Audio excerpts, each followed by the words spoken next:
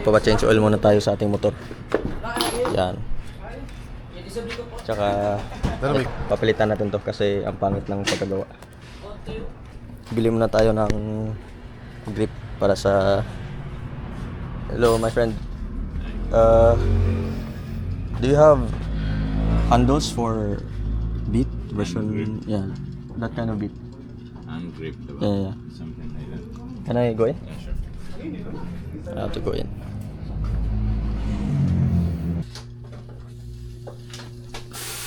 How much are these? 150. 150? Oh. Ito guys, ito yung kailangan gawin para matanggal. Pangit kasi ng pagkagawa nito kasi diretsyo ng pagkabit, hindi nilagyan ng oil. Papatanggal natin para maayos yung pagkagawa. Boss! Ito yung ipapalit natin. Lakad ka na si boss! Ito na lang siguro.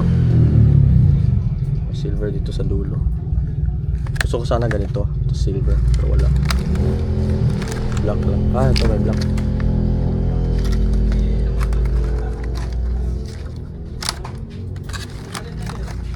Ito na lang.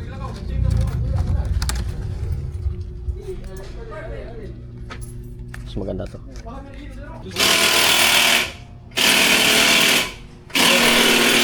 Natanggal.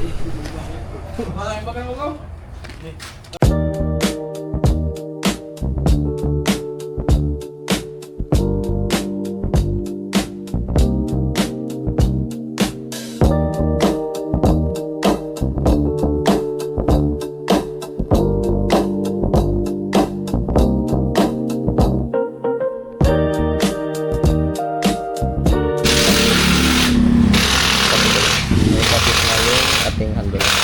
Handle natin. Nag-change oil pa. Tapos tatakbo tayo pagtapos.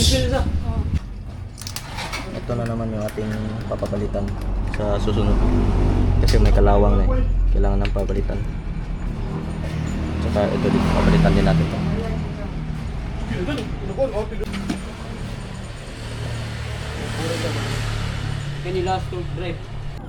So guys, what's up? Tapos na ako magpa-change oil sa aking motor at nagpapalit ng handle. Dito tayo sa bridge kung saan ako tumatakbo.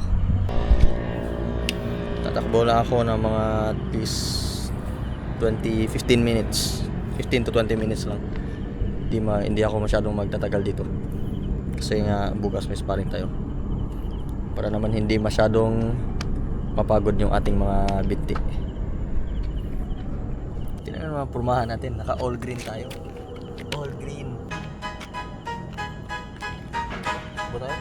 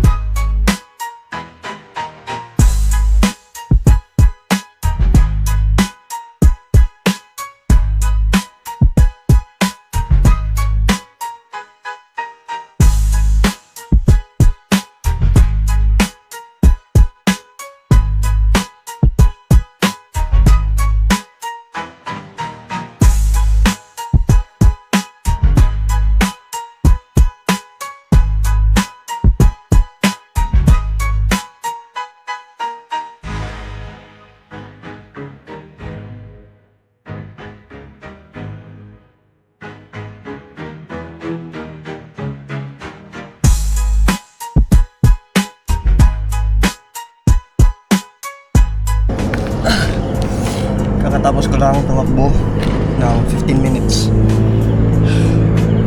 Bilisan ko yung pace ko para yung stamina natin ay mag-improve. It's already 2 AM.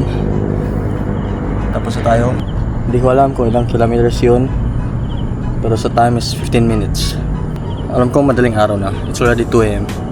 Pero hindi ito makapagpigil sa akin sa pagka-training. Okay lang naman eh, nakatulog din naman ako eh.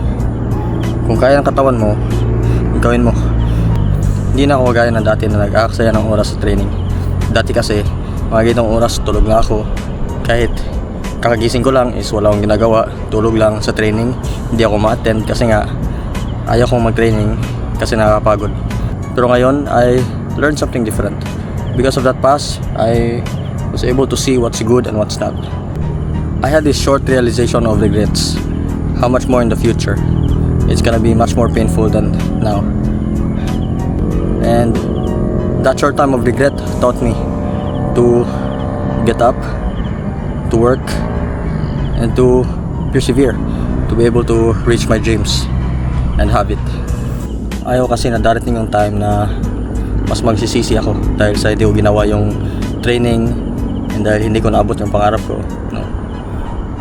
I don't want that to happen. I changed because of what happened to me before, because of that short-term realization, and it hit me so hard. Kaya every time I wake up, mas excited ako na mag-training, mas excited ako na gagawin yung part ko para makuha ko yung pangarap ko. That's why I'm doing this right now. Here I am training every time, anywhere, anytime, as long as I can and as long as I'm fine. Let's go.